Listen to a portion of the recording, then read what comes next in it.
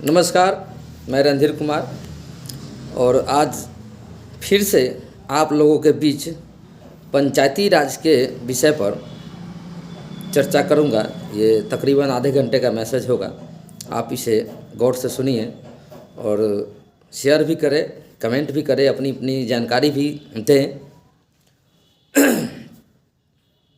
उस दिन मैंने चर्चा किया था वार्ड सभा पर। तो वार्ड सभा, ग्राम पंचायत और वार्ड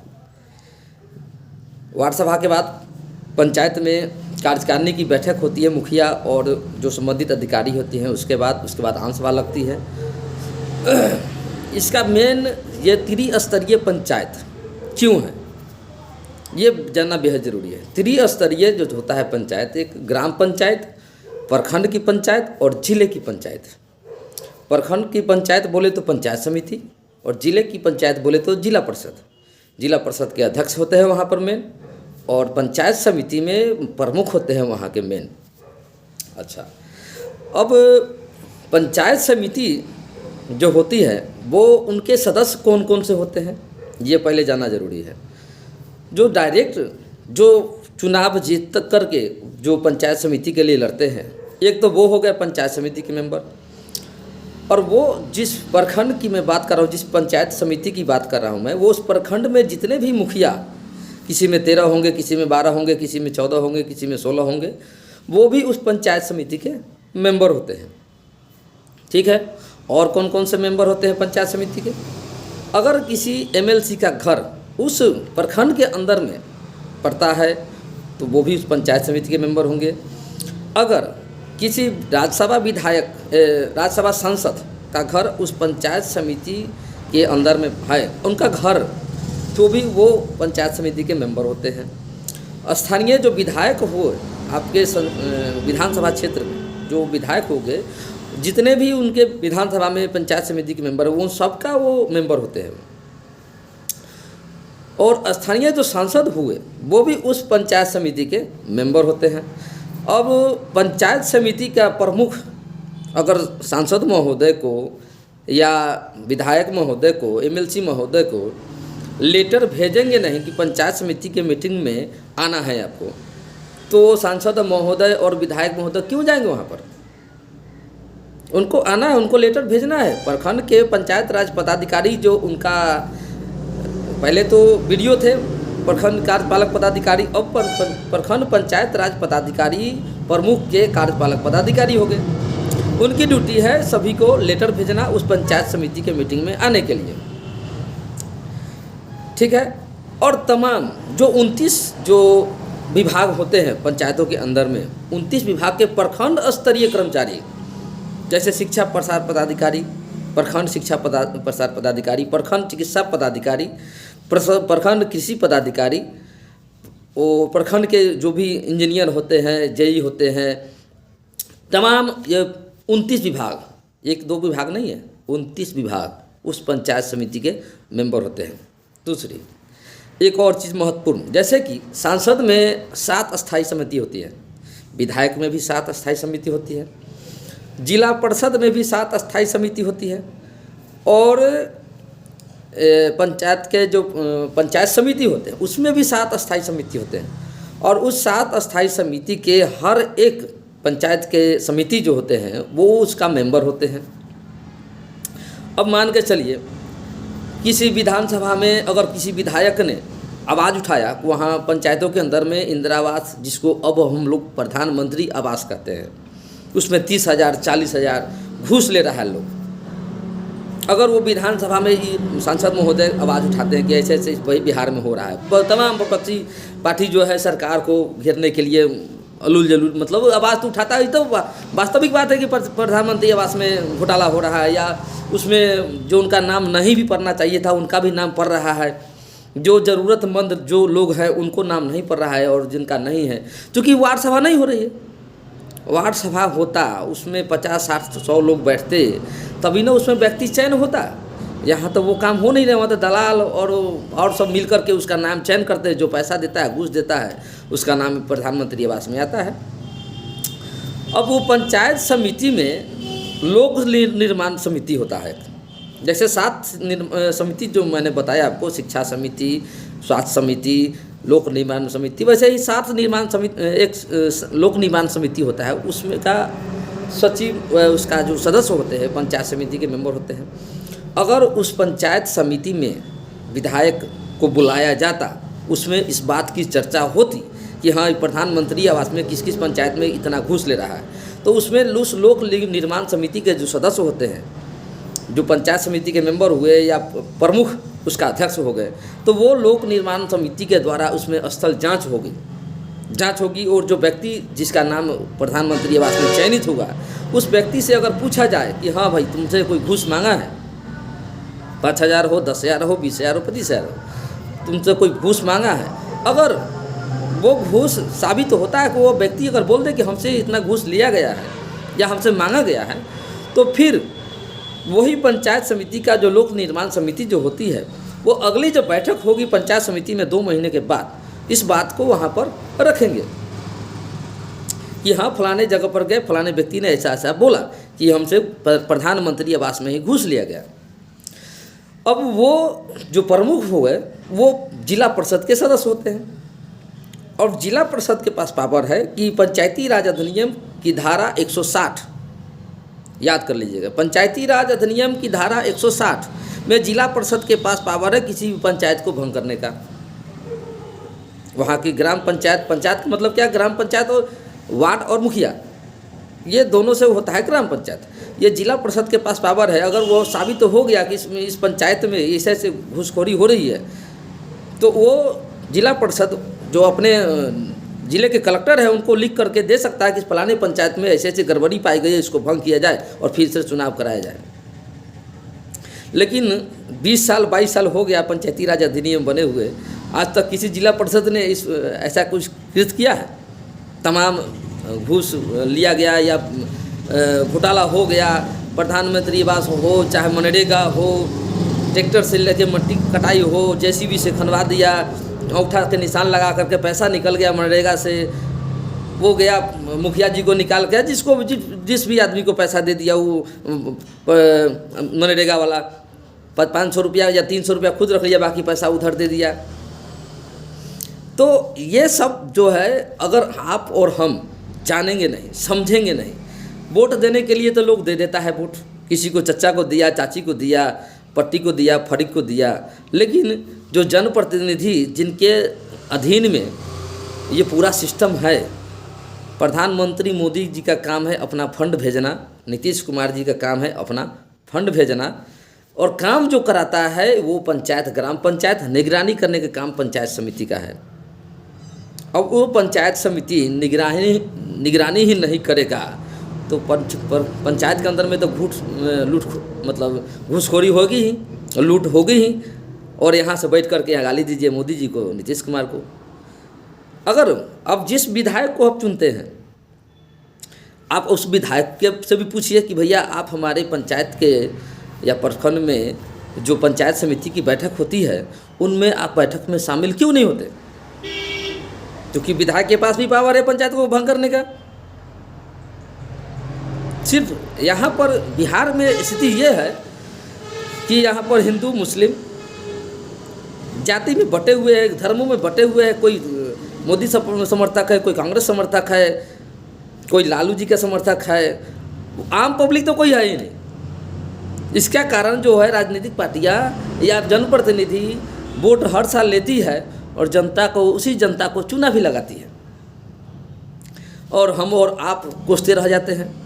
अगर 5 आदमी चाहे, अभी जो मुखिया बने हैं पंचायत के अंदर में, ठीक है अभी तो कोरोना काल चल रहा है, बैठक नहीं हो रही है, सरकार ने भी रोक लगा दी कि बैठक होने से कोरोना बढ़ेगा, ठीक है, ये लहर जब ख़त्म होती है कोरोना काल का और हम लोग घर में रहें, सुरक्षित रहें, जो जरूरी पड़े तभी बाहर निकले और सरकार के नियमों का पालन भी करें, जो कोविड नियम है।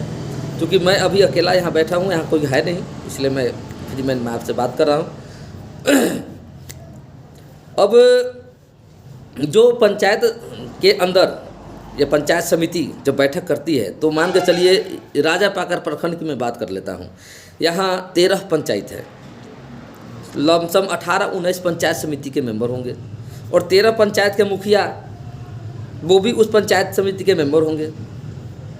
अब ये सब बैठेंगे, प्रखंड स्तरीय 29 विभाग के कर्मचारी वहाँ बैठेंगे पंचायत समिति में, क्योंकि उन्हीं को बैठना फिरता है पंचायत के अंदर में। आम सभा में, आम सभा में भी मुखिया जी बुलाते नहीं है, पंचायत के पंचायत सचिव जो है लेटर किसी को भेजता नहीं है, ना वहाँ के हेडमास्टर को भेजता है स्कूल के अंदर के, ना CDPO को बुलाता है, ना NM को बुलाता है। अगर बुलाता तभी ना चर्चा होती। तमाम तरह की योजनाएं सरकार की चल रही है, किसी भी जो ओरिजिनल जो लाभार्थी है उनको उसका चयन नहीं मिल पाता है, उनको उनका लाभ नहीं मिल पाता है। क्यों? क्योंकि आपके यहाँ वार्ड सभा नहीं होता है, आम सभा नहीं होता है ठीक से, और पंचायत समिति की बैठक भी ठीक से नहीं हो पाती है। अगर राजा पाकर प्रखंड की मैं बात कर लेता हूँ, जो वहाँ की सड़कों की जो स्थिति है, या इस प्रखंड के अंदर में जो सड़क है उसकी स्थिति है, अगर हर 2 महीने पर सांसद महोदय, विधायक महोदय उस पंचायत समिति के मीटिंग में शामिल होने के लिए अगर चले आए, तो क्या ये सड़क की स्थिति यही रहेगी? आप लोग सोच के देखिए। और हम लोग और आपस में किसी दूसरे को कोसिएगा, हम जिस भी पंचायत समिति को हमने चुना, ये मैं देख रहा हूँ जो लोग काबिलियत के आधार पर किसी को वोट नहीं करते हैं बिहार में। जहाँ तक बिहार की बात है, काबिलियत के नाम पर यहाँ वोट नहीं होता है, यहाँ पार्टी विशेष के नाम पर वोट होता है। पार्टी BJP पार्टी है, जदयू पार्टी है, या राजद की पार्टी विशेष पर यहाँ वोटिंग होती है, लेकिन व्यक्ति विशेष पर वोटिंग कोई नहीं करता है। जिसका नतीजा ये है कि इतना सरकार का पैसा आते हुए भी बिहार का ये हाल अभी तक गर्त में चला गया। क्यों? क्योंकि हम और आप जागरूक नहीं हैं, अपने अधिकार के प्रति किसी जनप्रतिनिधि से पूछते नहीं हैं। वोट तो दे देते हैं, 3 घंटा लाइन में खड़े होकर के हाथ में आधार कार्ड लेकर के, वोटर कार्ड लेकर के वोट गिरा देते हैं, लेकिन जब वोट गिरने के बाद जब जीत जाता है, शपथ ग्रहण हो जाता है, तो उस जनता से, उस जनप्रतिनिधि से एक बार पूछने भी नहीं जाते कि अब ये बताओ तुम कैसे कैसे काम करेगा, कैसे क्या करेगा। मतलब ख़त्म कर लेते हैं। क्योंकि यहाँ जाति विशेष, पार्टी विशेष, पंचायत का चुनाव जाति विशेष, और राज्य का और केंद्र का चुनाव पार्टी विशेष पर होता है, ना कि व्यक्ति विशेष पर होता है। अगर आप विधायक, किसी भी विधायक से को वोट करें, उस विधायक से सवाल करें, जवाब करें। अभी सामने है वर्तमान में विधायक प्रतिमा दास, कांग्रेस की विधायक है। हाँ, यह बात अलग है कि ये जो विधायक बनी थी तभी से कोरोना काल आया हुआ है, तो बैठक तो कितना हुआ होगा तो भगवान ही जाने। लेकिन अब उस विधायक से जिन्होंने उन विधायक को चुना होगा, उनसे थोड़ा पूछे कि पंचायत में हो रहे भ्रष्टाचार पर आप कहाँ कहाँ आवाज़ उठाई, आप कितने बार पंचायत समिति के मीटिंग में शामिल हुई, कितनी बार जिला परिषद के मीटिंग में शामिल हुई, और ये मुद्दा उठाया कि तमाम हर साल मनरेगा के तहत राशि की निकासी होती जाती है करोड़ों करोड़ में, फिर भी बाढ़ क्यों आ रहा है पंचायत के अंदर में। ऐसा नहीं है। अगर इस पर जांच बैठा जाए, मनरेगा से 5 साल का ब्यौरा ही मांगा जाए, सरकार अगर मांग ले कि 5 साल में मनरेगा का कितना खर्च हुआ है और वो खर्च कहाँ कहाँ हुआ है, उसका वीडियो फुटेज कुछ है, जिसने मनरेगा से कोदाली चला करके माथे पर दौड़ी रख करके मिट्टी ढोया है, तो कितने अधिकारी और जनप्रतिनिधि इसमें फंस जाएंगे। क्योंकि आप लोगों को भी पता है, जो मनरेगा से कोई काम कहीं नहीं हुआ है, बस आपके नाम से जॉब कार्ड बन गया, आपके खाते पर पैसा आया 2500 रुपया, निकाल लिए 2500, 300 अपना जेब में रख लिए, बाकी 2300 दे दिए जिसको भी देना है उसको। ये तो सब समझ रहे हैं किसको देना है, किसको दिया है, ये मैं नहीं कर रहा हूँ, ये तो सब समझ रहे हैं। अगर वो पैसा जो ज़रूरतमंद लोग जो कोदाली सही में चलाते हैं, अगर उनको मिलता, वो अपना काम करते, तो आज जो बाढ़ पूरे बिहार में जगह जगह आई है वो स्थिति नहीं होती। क्योंकि जिस नहर की उराही के नाम पर पैसा निकाला गया, वो नहर वैसे के वैसे है, तो पानी तो चारों तरफ छितराएगा ही। और हम यहाँ और आप यहाँ कोसिएगा किसको? ऊपर बैठे मोदी जी को, नीतीश जी को। सरकार कोई चले आए, चाहे मोदी बदल जाए, नीतीश कुमार बदल जाए, काम करना है पंचायत के मुखिया को और ग्राम सभा के, ग्राम पंचायत के वार्ड को। और यहाँ से हम और आप बैठ के गाड़ी दीजिएगा ऊपर से। क्यों? क्योंकि हम ये चीज़ समझ नहीं रहे हैं, इस चीज़ को जान नहीं रहे हैं। क्योंकि व्यक्ति चयन करने का काम वार्ड मेंबर का ही है। पंचायत समिति तो वो बीच का है, वो निगरानी करने वाला। अब जान लीजिए, जिस पंचायत में घोटाला हो रहा है, मनरेगा में हो, प्रधानमंत्री आवास में हो, अगर कोई घूस ले रहा है प्रधानमंत्री आवास में किसी भी किसी में, तो वहाँ का प्रमुख बिका हुआ है, जो प्रमुख करवा रहा है। आंगनबाड़ी में चाहिए CDPO या चाहे जो भी हो, आंगनबाड़ी में बच्चे को पोषाहार टाइम पर नहीं मिल पाता है, सही नहीं मिल पाता है, तो इसका दोषी कौन? प्रमुख। जो प्रमुख हो गए और पंचायत के मुखिया जी हो गए। क्योंकि अगर मुखिया जी कार्यकारिणी की बैठक अगर बुलाते हैं पंचायतों के अंदर में, अगर सबसे हर वार्ड से वार्ड सभा करा करके, वार्ड सभा में पूरा रजिस्टर बनता है उसका, किसको प्रधानमंत्री आवास चाहिए, किसका रोजगार कार्ड चाहिए, किसको मनरेगा में मतलब जॉब चाहिए, चाहे जो भी योजना हो, किसान को शेड बनवाना हो, उसका नाम चयनित अगर इतने सब चीज़ चयनित हो गए, किस बच्चे को जो मैट्रिक पास कर लिए हो, इंटर पास कर लिए, आगे की पढ़ाई करना चाहते हो, BA पास कर लिए हो, कोई टेक्निकल पढ़ाई करना चाहते हो, उनके पास पैसा नहीं है, तो शिक्षा लोन कौन देगा? तो शिक्षा लोन भी उसी वार्ड सभा में तय होगा किसको किसको मिलना है भैया। किसान को क्रेडिट कार्ड कैसे मिलेगा, तो उसी वार्ड सभा में तय होगा। उसी वार्ड सभा में किसी हल्का कर्मचारी को वार्ड मेंबर बुलाएंगे, देखिए इतने इतने किसान हैं, इनको किसान क्रेडिट कार्ड के तहत लोन चाहिए।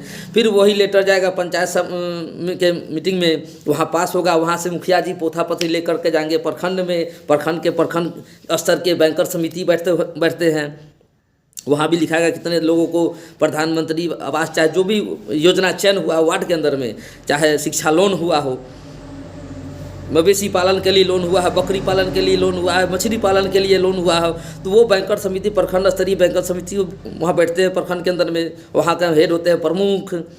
फिर वहाँ से पूरा जब तय हो जाएगा सब, इतने पंचायत के अंदर में, इतने प्रखंड के अंदर में इतने लोगों का चयन हुआ, तो फिर जाएंगे जो प्रमुख साहब जो होते हैं वो जाएंगे वहाँ से जिला परिषद में, वो जिला के अध्यक्ष होते हैं, वहाँ के जो जिला में के परिषद जो चुनाते हैं उसका अध्यक्ष होता है, उपाध्यक्ष होता है, वह जिला के अंदर में बैंकर समिति का टोटल आएगा। वहाँ हर विभाग, अभी बिहार की स्थिति क्या है देख लीजिए, मान के चलिए अभी खेलों में बिहार की स्थिति क्या है, क्योंकि बिहार के पंचायत के लोग जो है जागरूक नहीं है, पंचायत के जनप्रतिनिधि को पता ही नहीं है कि हमको खेल के विकास में क्या करना है।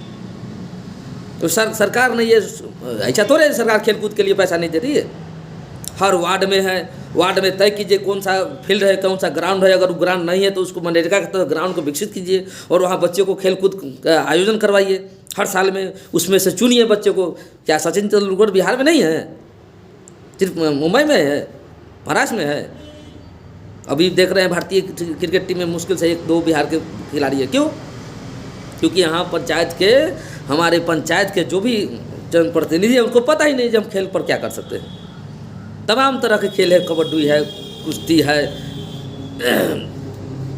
हॉकी है, क्रिकेट है, फुटबॉल है। हम चयनित करें ना बच्चे को, कौन किस लायक है बच्चा। वार्ड का टीम बनाएंगे, हर वार्ड में एक टीम बनेगा क्रिकेट का, पूरे पंचायत में एक मैच कराएंगे, उससे पूरे पंचायत में जो वार्ड में जो विजेता है उसमें से चुनकर एक पंचायत का टीम बनाएंगे।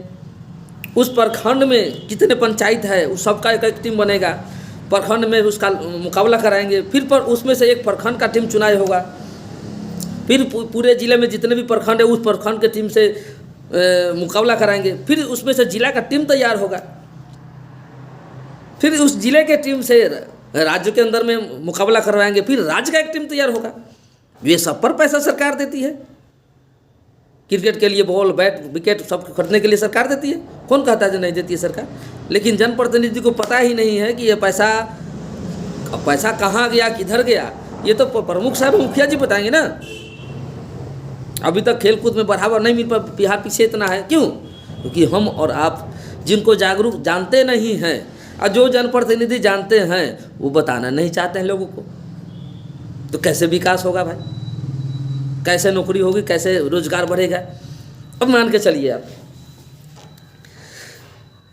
शिक्षा का अधिकार कानून जब बना था 2009 में, 2010 में ये पारित हुआ था, ये लागू मतलब धरातल पर आया था। छठे क्लास से ही बच्चे को कंप्यूटर का ज्ञान देना था। छठे क्लास से ही बच्चे को कंप्यूटर का ज्ञान देना था। शिक्षा का अधिकार अधिनियम 2009 में कानून बना, अप्रैल महीने में ये धरातल पर आया, लागू हुआ, और छठे क्लास से ही बच्चे को कंप्यूटर का ज्ञान देना है। अब आपके पंचायतों के अंदर में जितने भी मिडिल स्कूल है, ज़रा वहाँ मास्टर से पूछिए, हेड मास्टर से, कि भैया हमारे बच्चा का कंप्यूटर का पैसा कौन खाया, बताइए। सरकार ने तो बजट बना दिया, कानून बन गया तो बजट बन जाएगा, बजट बन जाएगा तो पैसा आएगा, क्यों नहीं लगा? अगर एक पंचायत में 8-10 अगर मिडिल स्कूल से लेकर के हाई स्कूल तक 8 या 6 होगा, एक पंचायत की बात मैं बता रहा हूँ, 6 कम से कम 6 की बात करिए।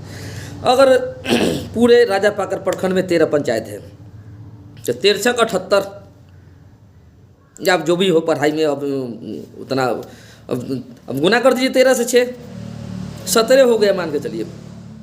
अब 17 स्कूल हो गया, उसमें हर विद्यालय में, जब स्कूल अभी तक खैर कोरोना काल है तो बंद पड़ा हुआ है स्कूल, बच्चे नहीं है उसमें, बच्चे घर पर बैठे हुए हैं, लेकिन जब खुलेगा तो शैक्षणिक परिभ्रमण योजना के लिए सरकार हर साल 20,000 रुपये देती है बच्चे को घुमाने के लिए।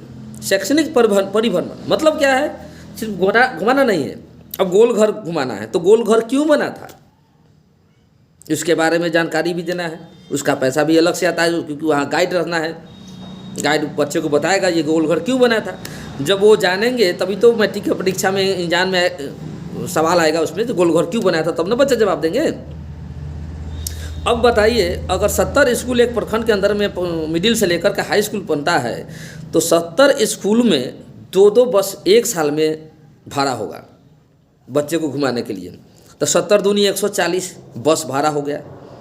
उसमें उस बस वाले को, जो बस जिन्होंने रखा हुआ है उनको भाड़ा मिल जाएगा, 140 बस वाले को भाड़ा मिलेगा। उस पर एक ड्राइवर होता है, खलासी होता है, उसको भी पैसा मिलेगा। उस बस वाले को उस भाड़ा से वो पेट्रोल पंप में पेट्रोल भरवाएंगे, उसका भी फ़ायदा होगा, पेट्रोल पंप का वाले को भी फ़ायदा होगा, सरकार को भी राजस्व की प्राप्ति हो जाएगी। और जहाँ जहाँ होटल में खाना खाएगा वो बस वाला के बच्चा, जो स्कूल के बच्चे जाएंगे, तो उस होटल वाले को भी 2 रुपये होगा। उस होटल में जो कर्मचारी काम करते हैं उनको भी वेतन टाइम से मिलेगा। अब इतना अंदाज़ा लगा लीजिए, पूरे बिहार में 8,000 पंचायत है, कितना स्कूल होगा, गुना कर लीजिए।